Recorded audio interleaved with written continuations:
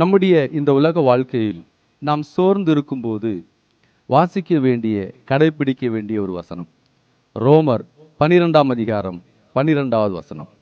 நம்பிக்கையிலே சந்தோஷமாயிருங்கள், உபத்திரவத்திலே பொறுமையாயிருங்கள், ஜெபத்திலே உறுதியாய் தரித்திருங்கள். இதில் 3 முக்கிய காரியங்களை அப்போஸ்தலனாகிய பவுல் சொல்லுகிறார்.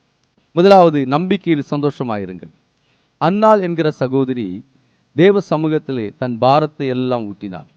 பின்பு அவள் மனக்கசப்போடு இல்லை, அவள் சந்தோஷமாய் போனாள்.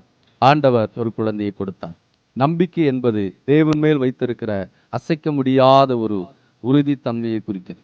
இரண்டாவதாக, உபத்திரவத்திலே பொறுமையாயிருங்கள்.